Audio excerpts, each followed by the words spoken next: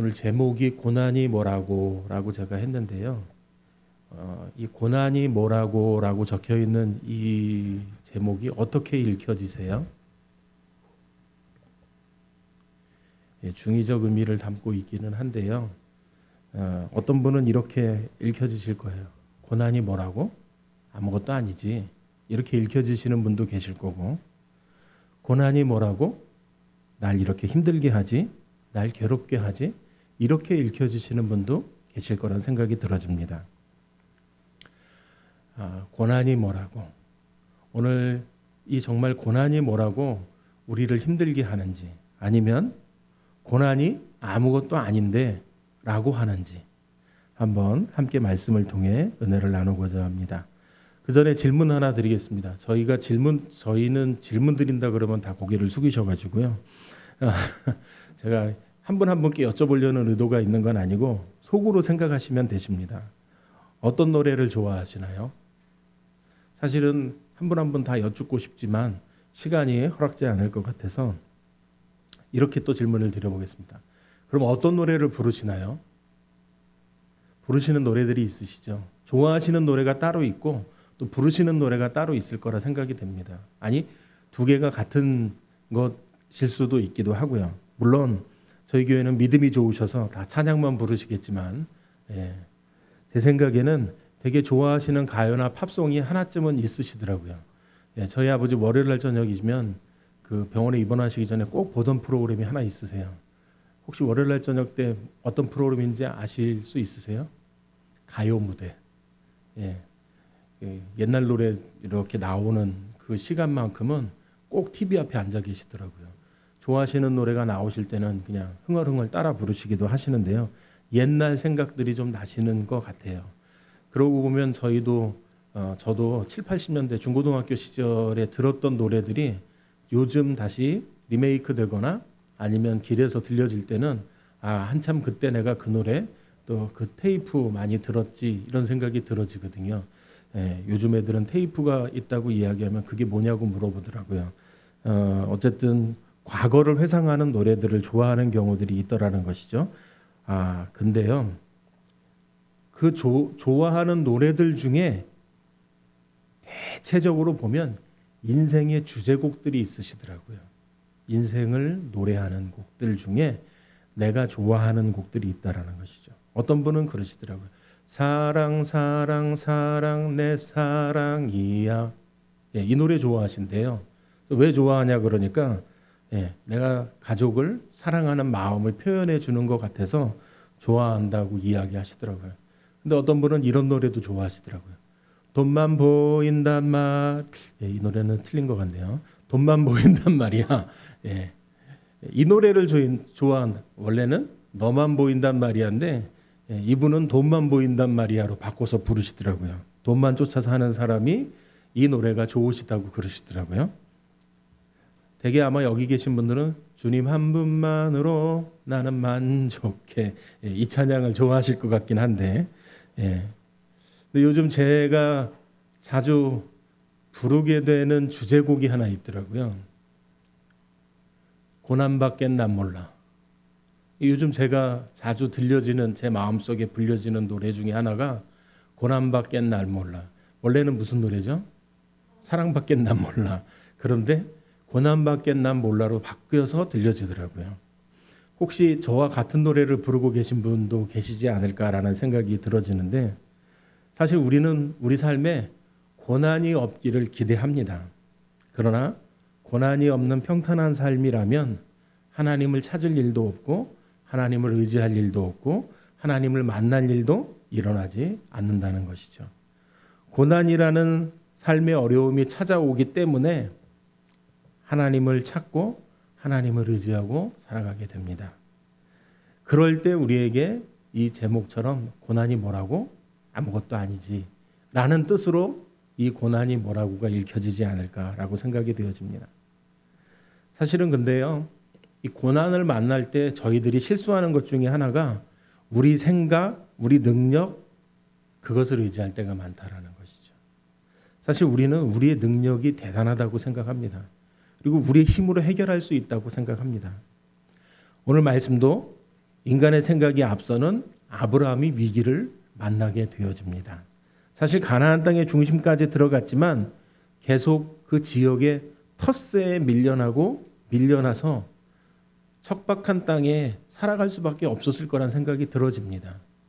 왜 어디를 가든 그런 게 있잖아요. 그 지역에 텃세들이 존재하고, 서울에 살다가 귀향한다고 고향으로 내려간 경우에도 내가 어려서 나고 자란 곳임에도 불구하고 사람들이 바뀌어져 있으니까 그 지역의 텃세들 때문에 한동안 적응하기 힘들어서 왜 많이 동네 사람들한테 베풀고 이렇게 인사하고 그러고 나서야 동네 분들이 이제 마음을 열고 다가오는 경우들이 있지 않습니까? 그러다 보니 그런 텃세들에 분명히 아브라함도 고생을 했을 거란 생각이 들어집니다. 그런데 그렇게 힘들게 살아가고 있었던 아브라함에게 여기서 사는 것조차도 힘든 아브라함이었는데 이제 어떤 일이 생겨납니까? 오늘 말씀해 보면 갑작스러운 기근이 일어났다라고 기록하고 있습니다. 안 그래도 힘든 땅인데 기근까지 일어났으니까 아브라함에게는 엎친 데 덮친 격이 되어졌겠죠. 얼마 전에 저희 강릉에 가뭄이 들었던 걸 보셨을 거예요. 제한급수하고 전국에서 생수를 그곳에 보내서 먹을 수 있도록 도움을 주기도 했습니다. 제한급수했던 일들로 주민들은 불편을 겪었고요. 인공지능, AI, 로봇이 발달했고 세상이 과거보다 현격하게 발달된 과학 문명을 가지고 있다고 말하는 지금이지만 여전히 해결 못하고 있는 게 이 가뭄의 문제는 지금도 해결이 쉽게 인간의 손으로 되지 않는다라는 것이죠. 그럼 그 당시에는 어땠을까요? 지금보다 더 힘든 상황이었을 것으로 생각이 되어지고 어쨌든 농사를 지으려 해도 물이 필요했을 거고 가축을 키우려 해도 물이 있어야 가축도 먹고 사람도 먹을 수 있기 때문 아니었겠습니까? 이런 기근 속에 아브라함은 많은 고민을 했을 것입니다. 이때 아브라함은 어떤 선택을 하고 있는가? 그런 인간적인 생각으로 애굽으로 내려가게 되어집니다. 그런데 그곳에서 생각지도 않았던 위기를 만나게 되어진다라는 것이죠. 우리도 인생을 살아가다 보면은요, 내 생각에는 이렇게 위기를, 어려움을 피하면 되겠구나 싶어서 재어보고 계산해보고 선택한 것이 오히려 더 큰 어려움을 만나게 되는 경우들이 있다라는 것이죠. 아브라함도 마찬가지였습니다. 도저히 자신의 힘으로 빠져나올 수 없는 큰 어려움에 빠질 수밖에 없게 되어졌다라는 것이죠. 그런 그때 하나님께서 아브라함 인생에 개입하셔서 해결책이 되어주셨고 완벽하게 회복되어지는 사건을 경험하게 되어집니다. 오늘 이런 과정을 통해서 아브라함은 믿음의 한 단계를 더 성장하는 것을 볼 수가 있다라는 것이죠. 이걸 통해 믿음의 사람이 만난 고난, 위기와 어려움들은 우리의 믿음을 성장시켜주는 기회가 된다라는 것을 보여주고 있다라는 것입니다. 오늘 말씀을 통해서 어려움을 만난 우리 삶에 어떤 선택을 하며 살아가야 할 것인지를 깊게 묵상하는 시간이 되어지시기를 바랍니다. 오늘 10절 말씀에 이렇게 기록하고 있습니다. 그 땅에 기근이 들었으므로 아브라함이 애굽에 거류하려고 그리로 내려갔으니 이는 그 땅에 기근이 심하였음이라 라고 말씀하고 있습니다. 본문에 그 땅이라고 말씀하고 있는 건 앞에 절을 보면 네게브 지역이라는 것을 알 수가 있습니다. 그러니까 메마른 사막 지역을 얘기하는 것이죠. 저희는 그런 지역이 없기 때문에 경험해 볼 수 없는 지역이지만 그럼에도 불구하고 그 사막 지역에 기근이 들었다라고 말씀하고 있다라는 것이죠. 정상적인 날씨에도 물이 부족한 지역인데 그래서 풀도 잘 자라지 않는 곳인데 그런 환경 속에 있던 그곳에 기근까지 들었으니까 목축을 하고 있었던 아브라함 입장에서는 더 견디기가 어려웠을 것으로 생각이 되어집니다. 그래서 결국 애굽에 거류하려고 그리로 내려가기로 결정했다라고 이야기합니다. 거류한다라는 건 그곳에 거주하겠다, 그곳에 눌러 앉겠다라는 의미가 아니라 잠시 머물다가 돌아오겠다라는 뜻이 되어집니다. 비록 지금은 기근이 너무 심해서 잠시 이 땅을 떠나지만 하나님께서 약속하신 땅이기 때문에 내가 반드시 돌아올 거야 라는 생각으로 애굽으로 내려갔다라는 것을 이야기하고 있는 것이죠. 11절에서 13절 말씀에 보면 그가 애굽에 가까이 이르렀을 때에 그의 아내 사레에게 말하되 내가 알기에 그대는 아리따운 여인이라 애굽 사람이 그대를 볼 때에 이르기를 이는 그의 아내라 하여 나는 죽이고 그대는 살리리니 원하건대 그대는 나의 누이라 하라. 그러면 내가 그대로 말미암아 안전하고 내 목숨이 그대로 말미암아 보존되리라 하니라라고 말씀하고 있습니다. 그런데 애굽에 가까이 이를 때 아브라함은 한 가지 걱정이 생겼습니다. 그것은 사례가 너무 아리따운 여인이라는 사실인 거죠. 그러니까 아브라함 눈에만 아리따운 것이 아니라 일반적인 사람들이 바라볼 때도 아리따운 외모를 가진 사람이었다라는 것을 알 수가 있습니다. 그러니까 어떻게 보면 아브라함이 그 당시로서는 능력이 꽤 있었던 사람이 아니었을까? 아니면 한 가지 알 수 있는 건 눈이 아주 높았던 사람이 아니었을까라는 생각도 들어집니다. 원문의 뜻은요, 사례의 아리따운 모습을 표현하는데 광채가 날 정도로 아름답고 화려한 외모를 가졌다라는 뜻이 되어집니다. 그러니까 사례의 외모가 출중한 것 중에 아주 출중하지 않았을까라는 생각이 들어집니다. 물론 사례가 젊기도 하겠지만 어쨌든 오늘 말씀에 보면은요, 사례의 성품에 대한 이야기는 존재하지 않습니다. 외모에 대한 칭찬만 있습니다. 그러니까 그 당시에도 여성은 여전히 뭐가 중요했다라는 걸 알 수 있냐면 외모가 중요했다라고 이야기하고 있다라는 것이죠. 그래서 아브라함에게 그 외모 때문에 걱정이 생겼다라는 생각이 들어집니다. 그것은 분명히 애굽 사람들이 사례를 관심을 갖고 볼 것이라는 것을 걱정한 것입니다. 그러니까 그런 걱정을 할 만큼 아브라함에게 사례는 뛰어난 외모를 가지고 있었다라는 것이죠. 아마 이태규 집사님도 저 밖에 나가시면 김효선 집사님 외모 때문에 고민이 많으실 거예요. 집에 자주 전화하시죠? 김효선 집사님이 전화하시나요? 둘 다 안 해요? 둘 다 서로 하시는, 서로 걱정이 되시는 거죠, 외모 때문에. 네, 아무튼 그런 걱정이 있었던 것 같습니다. 그래서 여기 본다라고 표현하고 있는 이 말은요, 깊은 관심을 갖고 계속 바라보는 것을 의미하는, 그냥 힐끔 보고 마는 것 아니고 한 번 보고 마는 것 아니고 관심을 갖고 바라보는 것을 이야기하는 것이죠. 근데 성경학자들이 이야기하기를 뭐라고 얘기하냐면 애굽 사람들은 음탕한 눈을 가지고 여자를 바라보는 관습이 있어, 습관이 있었다라고 이야기합니다. 그러니까 사례를 그냥 바라보는 게 아니고 음탕한 눈빛으로 바라보는 것을 이야기하고 있다라고 이야기하는 것이죠. 그리고 애굽 사람들은 자신의 목적을 위해서라면 사람 목숨쯤은 쉽게 죽일 수 있는 그런 사람이었다라는 것입니다. 그래서 만약 애굽 사람들이 사례를 눈여겨보게 되면 반드시 아브라함은 죽이고 사례를 차지하려고 할 것이라는 생각이 들었던 것입니다. 그래서 아브라함은 머리에 꾀를 낸 것이 누이라고 속이면 내가 죽지 않고 안전할 수 있겠다. 그렇게 지내다 보면 자연스럽게 가나안 땅으로 다시 돌아갈 수 있겠다 생각했던 것이겠죠. 그런데 아브라함은 하나는 알았는데 둘은 몰랐던 것이죠.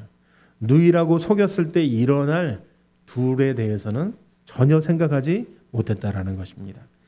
인간의 생각이요, 아무리 머리를 굴리고 계산하고 두들겨 봐도 이토록 짧다는 것을 아브라함이 대표적으로 보여주고 있다라는 것입니다.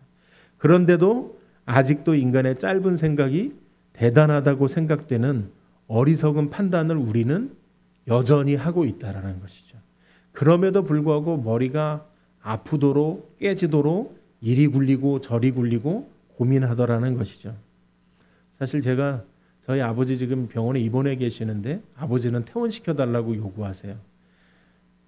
제 머릿속에는 퇴원을 해야 되나 입원을 계속 유지해야 되나 하는 고민으로 머릿속에 가득 차 있었거든요.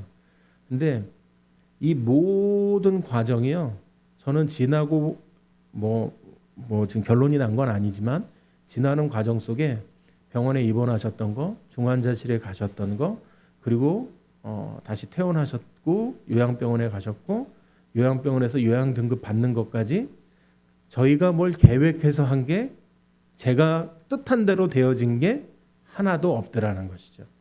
하나님께서 하나부터 열까지 계획하신 대로 하셨다라는 걸 저희가 요양병원에 가신 다음에 돌이켜 보니까 알겠더라는 거죠. 집에 계셨는데 의식을 잃으셨다면 어떻게 됐을까? 병원에 계셨으니까 그나마 조치도 가능했고 중환자실에도 가실 수 있었고 또 그래서 생명도 연장하실 수 있었지 않았을까라는 생각이 들어집니다.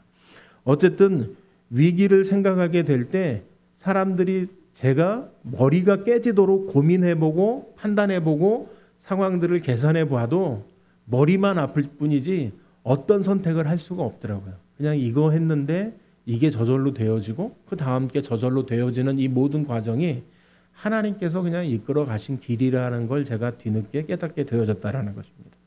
아직도 그럼에도 불구하고 여전히 또 퇴원을 해야 될지 말아야 될지를 또 고민하고 있다라는 것이죠. 근데 어리석은 판단을 하고 있지 않나 하는 생각이 들어졌습니다. 그러니까 아브라함은 잠시 위기를 넘기기 위해서 인간적인 생각으로 편법을 사용하려고 했던 것.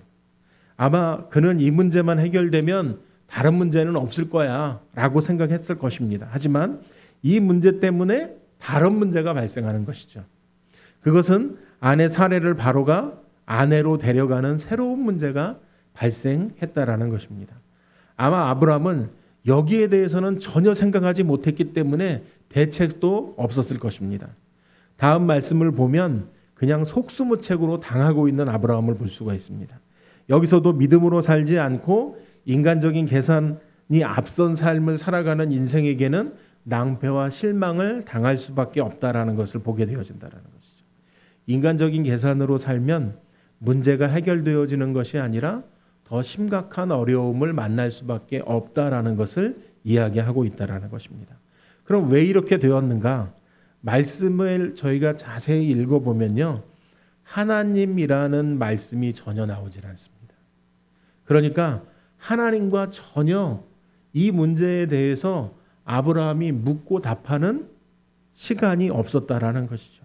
물론 너무 힘든 상황이었기 때문에 인간적으로는 이해가 되어지는 면도 있습니다. 하지만 이런 상황을 만날수록 하나님을 찾아야 하고 하나님을 의지하여야 하는데 오히려 아브라함은 이런 상황 속에서 하나님을 배제한 채 자신이 그 문제들을 선택하게 되어졌다라는 것이죠.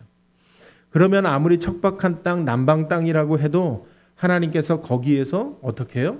살아갈 방법을 주셨을 수도 있다라는 생각이 들어집니다. 왜냐고요? 홍해의 길을 만드시는 하나님이시잖아요. 무엇이 불가능하시겠어요?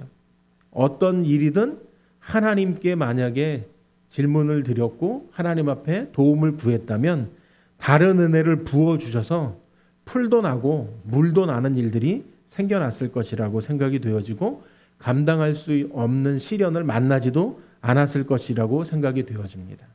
그런데 어쨌든 생각과는 다르게 어떻게 해요? 어려움을 만나게 되어질 수밖에 없었다라는 것이죠. 아브라함은 이 모든 일을 전혀 하나님과 의논하지 않았습니다. 하나님께 제사하지도 예배하지도 않았고 기도하지도 않았다라는 것을 알 수 있다라는 것이죠. 왜요? 어디를 가든지 항상 아브라함이 했었던 일 중에 하나가 뭐냐면 제단을 쌓는 일이었습니다. 그런데 애굽 땅에서는 제단을 쌓았다는 기록이 존재하지 않더라는 것이죠. 뒷장에 가보시면 13장 3절에서 4절 말씀에 보면 목소리가 이쁘신 김효선 집사님께서 대신 읽어주실 겁니다. 13장 3절 4절 말씀. 그가 네게부에게부터 길을 떠나 베델에 이르며 베델과 아이 사이 곧 전에 장막 쳤던 곳에 이르니 그가 처음으로 제단을 쌓은 곳이라 그가 거기서 여호와의 이름을 불렀더라. 예, 문제가 다 해결되고 나서 다시 그 땅에 돌아와서 여호와의 이름을 불렀다라고 기록하고 있다라는 것이죠. 그럼 왜 아브라함은 하나님의 이름을 부르지 않았을까? 그만큼 어려운 일이어서 고민하기에도 정신이 없었을 수도 있다라는 생각이 들어집니다. 왜 우리가 어려운 일을 만나면 고민할 정신조차 없을 정도로 머리가 복잡해지지 않습니까? 이거 하나만 해도 머리가 터질 것 같은데 뭘 또 어떻게 하라고 하는 생각이 들어지지 않습니까? 이렇게 하자니 저게 걸리고 저렇게 하자니 그게 걸리고 이런 생각이 오고 가다 보면 정작 중요한 것은 놓치게 되는 경우들이 있다라는 것이죠. 어쩌면 하나님께 질문하면 하나님께서 어떤 대답을 주실지 어쩌면 뻔히 알고 있었기 때문일지도 모른다는 생각이 들어집니다. 이곳을 떠나라고 하실까? 아니면 계속 있으라고 하실까? 절대 애굽으로는 내려가라고 하시지 않을 것 같고 분명히 그냥 하나님께 묻지 않고 혼자 결정하는 것이 더 쉬운 방법이 될 수 있다는 생각이 들어지지 않았을까라고 생각되어집니다. 아브라함은 하나님께 말씀하시면 그대로 순종하는 것은 너무 잘하는 사람이었습니다. 그런데 하나님의 말씀이 없으면 오늘 이 말씀과 같이 형편없이 무너질 수밖에 없는 연약한 존재라는 것을 보여주고 있다는 것이죠. 그럼 우리는 어떻습니까? 아브라함과는 다른가요? 아니죠. 우리도 말씀이 없으면 아브라함보다 더 형편없이 무너질 수밖에 없는 존재라는 것입니다. 왜냐고요? 아브라함은 순종이라도 잘하는 사람이었습니다. 저희는 순종도 잘 안 하지 않습니까? 아브라함이 믿음이 없다고 비난할 문제가 아니라는 것이죠. 우리에게도 아브라함보다 더 형편없이 무너질 수밖에 없는 어려움의 문제가 있다라는 것입니다. 그래서 이 문제는 말씀이 있고 없고의 차이가 얼마나 중요한지를 잘 보여주고 있다라는 것이죠. 아브라함은 말씀에 붙들려 있을 땐 정말 믿음으로 살아가는 사람이었다라는 것입니다. 그러나 말씀을 붙들지 않을 때, 말씀 가운데 존재하지 않을 때, 인간적인 계산만 남게 되어졌을 때 어려움 앞에서 그는 형편없는 수준의 삶을 살아갈 수밖에 없는 존재가 되어졌다라는 것을 말씀하고 있다라는 것이죠. 우리의 인생을 고귀하게 만드는 것, 우리의 인생을 더 특별하게 만드는 것은 하나님의 말씀이라는 것입니다. 어려운 때를 만날수록 그래서 말씀 앞으로 나아가는 것이 필요하다라는 것을 가르쳐주고 계시다라는 것이죠. 어려운 때를 만나더라도 하나님의 말씀 앞에 있으면은요, 믿음으로 살아갈 수 있게 되어집니다. 하나님의 뜻에 맞는 삶을 살아갈 때 하나님께서 하나님의 방법으로 도우신다라는 것이죠. 여기서 한 가지 더 생각해 볼 것은요, 우리가 어려움을 만났을 때 우리가 어떻게 생각하는가 하는 것입니다. 우리는 어려움을 만나면 이렇게 생각하기도 합니다. 내가 지난 주일 예배를 빼먹었는데 그래서 어려움이 생겼나? 대개들 한 번쯤 경험이 있으시죠. 주일 예배 드렸는데 그 다음 주간에 안 좋은 일이 막 연거푸 터지면 내가 지난 주일날 예배를 빼먹은 게 그래서 하나님이 나 혼내시나 보다. 이런 생각 드시죠. 내가 요즘 11조를 안 드렸는데 차 사고가 났네. 어떤 집사님이 그 얘기를 하시더라고요. 11조를 안 드렸는데 그 주간에 차를 타고 가는데 도로가 이렇게 패인 곳을 지나갔는데 한쪽 타이어가 터진 거예요. 그런데 이제 터진 대로는 갈 수가 없어서 가까운 타이어점에 가서 차를 댔더니 터진 건 하나 터졌는데 이쪽만 갈면 되는 게 아니고 양쪽을 다 갈아야 된다고 이야기하더래요. 양쪽을 다 갈면 얼마냐니까 40만 원 들어간대요. 현금으로 40만 원 주고 타이어를 갈았다고 이야기하시더라고요.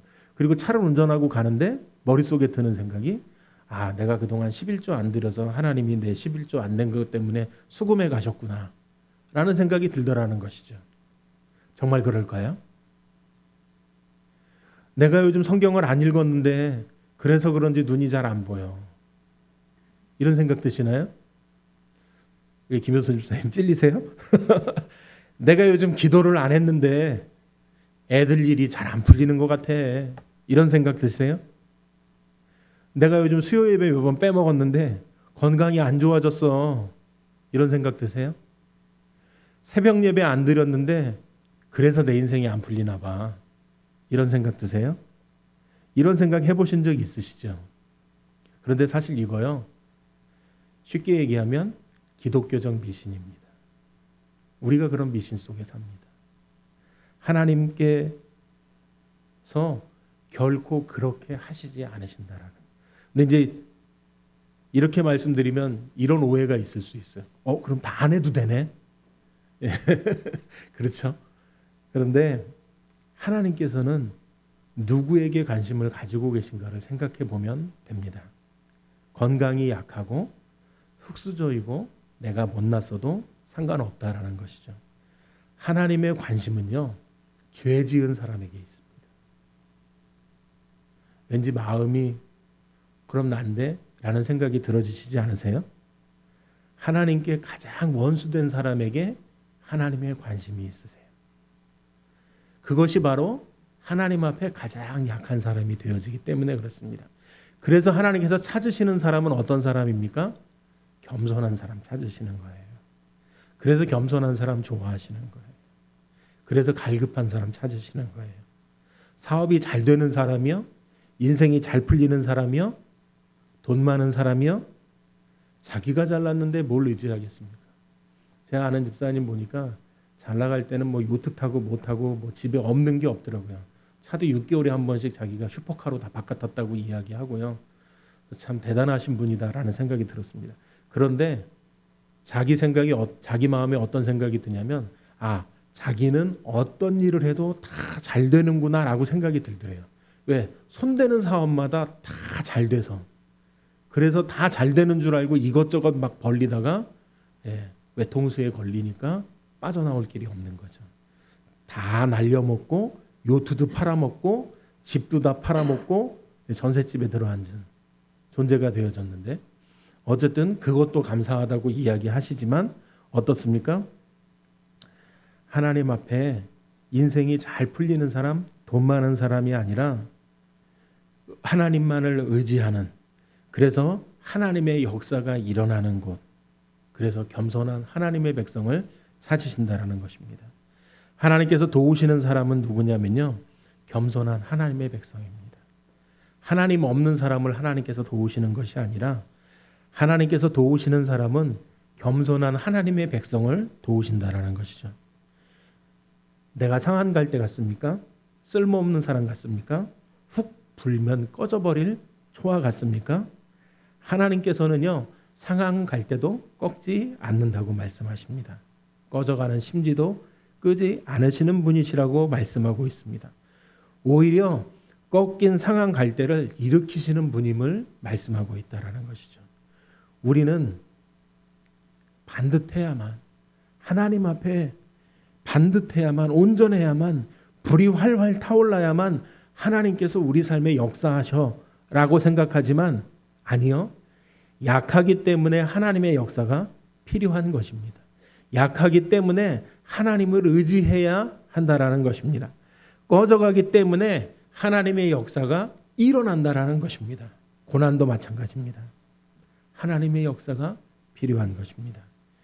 누구든지 하나님의 말씀이 들려지면 믿음이 생겨납니다. 믿음의 삶을 살아가게 되어져 있습니다. 믿음은 들음에서 나고 들음은 그리스도의 말씀으로 말미암는다고 말씀하기 때문에 그렇습니다. 우리 모두 말씀에 붙들려 있을 때 어려운 삶을 살아가고 고난 가운데 있을지라도 하나님께서 기뻐하시는 아름다운 삶을 살아가게 되어진다라는 것이죠. 14절 말씀에 이렇게 말씀하고 있습니다. 아브라함이 애굽에 이르렀을 때에 애굽 사람들이 그 여인이 심히 아름다움을 보았고 바로의 고관들도 그를 보고 바로 앞에서 칭찬함으로 그 여인을 바로의 궁으로 이끌어들인지라. 아브라함이 애굽에 이르렀을 때 아브라함의 예상대로 애굽 사람들이 그 여인이 심히 아름다움을 보았다고 말씀하고 있습니다. 그렇지만 아무도 아브라함을 죽이지는 않았습니다. 그러니까 괜한 걱정했던 거예요. 애굽 사람들이 아무리 잔인해도 하나님께서 함께 하시는 사람을 마음대로 건드릴 수가 없다는 것을 알아야 했는데 아브라함은 깨닫지 못했던 거라는 거죠. 그런데 문제가 발생했는데 다른 데서 발생했습니다. 아브라함에게 관심이 집중될 줄 알았는데 그게 아니고 사레에게 관심이 집중되어졌고 오히려 바로의 고관들이 그녀를 보고 칭찬했던 것이죠. 바로가 그 여인을 보고 싶어서 바로의 궁으로 불러들이게 되어집니다. 고대 사회의 왕은요, 자기 나라에 있는 아름다운 여인 중에 마음에 드는 사람은 누구든지 아내로 삼을 권한을 가지고 있었던, 그러니까 막강한 권한을 가지고 권력을 가지고 있었기 때문에 가능했던 것이죠. 그래서 지금 바로는 바로의 입장에서 보면 잘못한 게 없는 거예요. 바로가 아브라함의 아내라는 걸 알면서도 이렇게 범죄를 저질렀다면 바로가 잘못한 것이 되어지겠죠. 그러나 바로는 이 사실을 전혀 알지 못했고 이렇게 아름다운 여인이 아직도 남편이 없다면 자기와 결혼하기를 원하는 마음으로 이 여자를 바로의 궁으로 데려왔던 것입니다. 16절 말씀에 이렇게 기록합니다. 이에 바로가 그로 말미암아 아브라함을 후대함으로 아브라함이 양과 소와 노비와 암수 나귀와 낙타를 얻었더라. 대가를 지불했던 것이죠. 사례를 그냥 데려온 것이 아니라 공짜로 데려온 것이 아니라 그에게 대가를 어마어마한 예물을 주고 데려왔다라는 것을 이야기합니다. 덕분에 아브라함은 엄청난 재산을 얻었습니다. 그러나 이렇게 많은 재물을 얻었다고 행복했을까요? 아마 그는 더 복잡해졌을 거예요. 이제 선물까지 받았으니 빼도 박도 못하게 되어졌고 이 문제를 어떻게 해결하지? 바로의 궁에 들어가 버린 사례는 이제 그녀의 얼굴을 볼 수조차 없게 되어진 상황이 되어졌기 때문에 그렇습니다. 왜냐하면 아브라함의 능력으로는 다시 되찾아올 수 있는 힘도 권한도 권력도 없었기 때문에 그렇다라는 것이죠. 자기는 문제를 해결해 보려고 했었던 잔꾀가 오히려 스스로를 해결할 수 없는 엄청난 문제를 만나게 되어졌다라는 것입니다. 일이 이 지경이 됐는데 아브라함은 절대로 진실을 말하지 않습니다. 그때라도 달려가서 이렇고 저렇습니다라고 말을 하면 되는데 전혀 이야기하지 않았다라는 것이죠. 아무것도 할 수 없고 속수무책으로 당하고만 있었다라는 것입니다. 그럼 왜 이렇게 되었는가? 믿음으로 살지 않고 인간적인 계산으로 살았기 때문이라는 것이죠. 잠시 이 문제만 해결되면 된다라고 생각했고 그 문제 때문에 오히려 더 큰 문제가 발생했다라는 것입니다. 그래서 하나님의 사람은 끝까지 믿음으로 살아야 하는 것을 말씀하고 있다라는 것이죠. 믿음으로 사는 길이 가장 형통한 길이고 가장 안전한 길이고 가장 행복한 길이라는 것을 말씀하고 있다라는 것이죠. 그러나 아브라함의 이 경험은 절대 헛된 경험은 아니었습니다. 이걸 통해서 인간적인 생각으로 타협하면 안 된다는 것을 분명하게 알게 되었을 것이기 때문에 그렇습니다. 하나님은 이런 경험을 하도록 때로는 내버려 두시고 허락해 두십니다. 그러나 이 경험을 통해 하나님만을 의지하게 하시는 하나님의 은혜를 경험하게 될 수 있게 되어진다는 것이죠. 우리 모두 끝까지 믿음으로 살아서 실패를 만나지 않고 하나님의 사람답게 살아가는 믿음의 사람들이 되어지기를 소망합니다. 17절 말씀에 이렇게 기록합니다. 여호와께서 아브라함의 아내 사레의 일로 바로와 그 집에 큰 재앙을 내리신지라. 지금까지 말씀의 주어는요 아브라함이었습니다. 그런데 오늘 17절 말씀에 와서 주어가 바뀝니다. 10절에도 아브라함이 주어였고 14절에도 주어는 아브라함이었습니다. 그런데 17절에 와서 주어가 바뀝니다. 하나님이 등장하고 계십니다. 누구로 바뀌었습니까? 하나님으로 바뀌어진 것이죠. 이제 하나님께서 일을 시작하신 것입니다. 지금까지 가만히 지켜보시던 인간적인 계산과 생각으로 일했던 아브라함 앞에 하나님께서 이제 일어나서 하나님께서 하실 일을 하시겠다라고 나타나신 것입니다. 어떤 일입니까? 사례의 일을 바로잡는 것, 그 집에 큰 재앙을 내림으로 인해서 이제 자신의 생각과 꾀로 넘어졌던 그 문제가 해결되어지는 것이 나타나게 되어졌다라는 것이죠. 어려운 문제를 만났다면 더욱 하나님을 의지해야 한다라는 것입니다. 지금 아브라함은 그럴 마음도 믿음도 생각도 없는 상태입니다. 애굽 왕 바로를 만나니까 아무것도 할 수 없는 그런 상태가 되어졌다라는 것이죠. 그러나 이런 상황에도 우리 하나님께서 일하시면 아무 문제도 일어나지 않은 것처럼 직접 하나님께서 보여주셨다라는 것입니다. 18절 19절 말씀이 이렇게 기록합니다. 바로가 아브라함을 불러서 이르되 내가 어찌하여 나에게 이렇게 행하였느냐? 내가 어찌하여 그를 내 아내라 내게 말하지 아니하였느냐? 내가 어찌 그를 누이라 하여 내가 그를 데려다가 아내를 삼게 하였느냐? 내 아내가 여기 있으니 이제 데려가라 하고 라고 말씀하고 있습니다. 바로가 재앙을 만나니까 즉시 이 문제가 이 문제 때문에 일어난 것임을 알게 되었던 것이죠.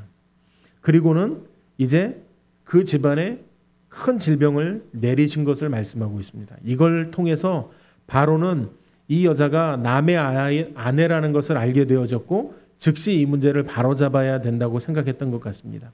그래서 바로는 아브라함을 불러서 책망을 하고 오늘 말씀에 기록되어져 있는 것처럼 어찌하여가 3번이나 기록되어져 있습니다. 내가 어찌하여 나에게 이렇게 했느냐? 어찌하여 그를 내 아내라고 내게 말하지 않았느냐? 어찌하여 그를 누이라 하여 내가 그를 데려다가 아내를 삼게 하였느냐라고 말씀하고 있습니다. 비록 이 말이 바로 입에서 나왔지만 아브라함은 이 책망을 하나님의 음성으로 들었을 것으로 생각이 되어집니다. 하나님은 지금 불신자의 입을 통해 아브라함의 불신앙을 책망하고 계신 것을 볼 수 있습니다. 아마 아브라함은 부끄러웠을 것으로 생각이 되어집니다. 그리고 다시 이와 같은 방식으로 살지 않겠다고 고백했을 것이고 이를 악물었을 것으로 생각이 되어집니다. 20절 말씀이 이렇게 기록합니다. 바로가 사람들에게 그의 일을 명하매 그들이 그와 함께 그의 아내와 그의 모든 소유를 보내었더라. 이제 바로는요, 사람들에게 명령을 내려서 아브라함이 안전하게 돌아갈 수 있도록 지시하고 있습니다. 원문의 의미는 바로의 명령을 받은 사람들이 아브라함과 그의 사람들을 국경까지 안전하게 보호하며 보냈다는 뜻이라고 기록하고 있습니다. 하나님께서 일을 행하실 때 아무도 건드리지 않고 이렇게 안전하게 애굽 땅을 나올 수 있도록 인도하신다라는 것이죠. 애굽 땅을 나오면서 아브라함은 어떤 생각을 했을까요? 내가 괜한 걱정했구나. 내가 괜한 일을 만들었구나. 그래서 이렇게 큰 낭패를 봤구나.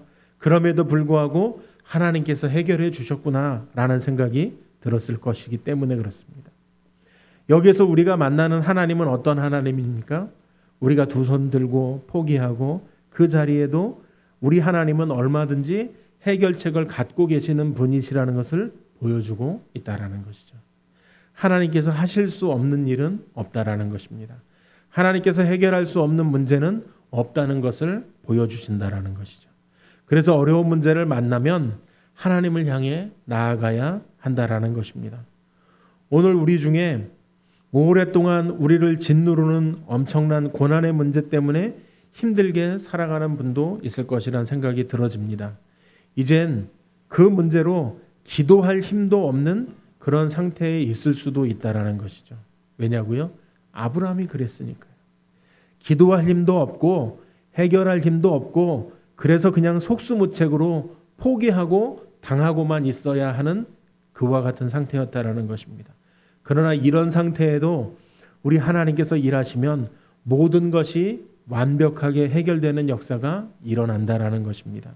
그래서 하나님을 의지해야 한다라는 것이고 아무것도 보이지 않고 답답한 하루를 살아가고 있을지라도 하나님께서 일하시고 하나님께서 역사하셔서 이와 같이 해결해 주시는 역사가 우리들 가운데에도 일어날 것이기 때문에 그렇다라는 것입니다. 오늘 말씀은요, 아브라함의 실패를 보여주고 있습니다. 왜 실패했습니까? 믿음이 없는 것도 아니었다라는 것입니다. 여전히 하나님을 믿는 믿음을 갖고 있었습니다. 그러면 왜 실패했습니까? 그가 잃어버린 것, 바로 말씀을 잃어버렸기 때문이었고 말씀이 없었기 때문이었다라는 것입니다. 그렇기 때문에 하나님을 찾지 않았습니다. 인간적인 생각으로 하나님께 묻지 않았고 혼자 결정해서 애굽으로 내려갔다라는 것입니다. 이렇게 말씀이 없어지고 기도가 끊어지고 예배가 무너지면 형편없이 무너질 수 있는 사람이 바로 아브라함이었다라는 것이죠. 말씀을 붙들면 믿음이 생겨나게 되어집니다. 어려움을 만나도 믿음으로 이겨낼 수 있습니다. 말씀이 사라지고 그리고 나면 믿음도 사라지고 인간적인 계산으로밖에는 나아갈 수밖에 없는 형편없는 신앙이 될 수밖에 없다라는 것이죠. 결국 아브라함은요, 애굽 땅에서 낭패와 실망을 당했습니다. 내 힘으로 도무지 빠져나올 수 없는 어려운 문제에 빠져버린 것입니다. 하나님은 왜 이런 경험을 하도록 허락하셨을까요? 이런 실패를 통해서 더욱 성숙한 믿음의 사람으로 세워져서 더 이상 실패에 무너지지 않고 하나님의 사람답게 살아가게 될 것이기 때문에 그렇다라는 것이죠. 마지막으로 하나님의 개입으로 완벽하게 해결되는 장면을 보여주고 계십니다. 큰 낭패를 만났고 실망을 만났지만 하나님께서 일하시니까 너무나도 놀랍게 해결되어지는 역사가 일어나더라는 것입니다. 두 손 들고 포기한 그 자리에 우리 하나님께서는 하나님의 방법으로 해결하고 계시는 것을 보여주고 계신다라는 것이죠. 우리도 마찬가지. 말씀이 없어지고 기도가 끊어지고 예배가 무너지면요, 분명히 실패의 길로 갈 수밖에 없다라는 것입니다. 그러나 하나님께서 함께 하시면 7번 넘어져도 다시금 일어나는 역사가 나타나게 될 줄로 믿습니다. 우리 모두 말씀이 다시 회복되어지고 기도가 다시 회복되어지고 예배가 다시 회복되어지는 역사가, 그래서 인간적인 계산으로 살지 않고 믿음으로 살아가는 성도님들이 되어지시기를 바랍니다.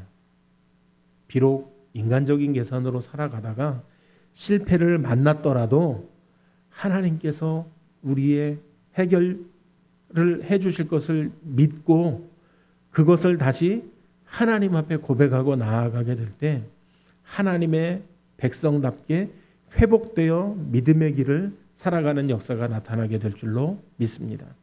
그래서 아무리 최악의 상황을 만나도 인간적인 생각으로 어리석은 선택을 하는 것이 아니라 어려울 때일수록 하나님 앞에, 말씀 앞에, 기도 앞에, 예배 앞에 나아가게 될 때 하나님의 사람으로, 하나님의 백성으로 굳게 서서 믿음으로 승리하는 삶을 살아가시는 성도님들이 되어지시기를 바랍니다.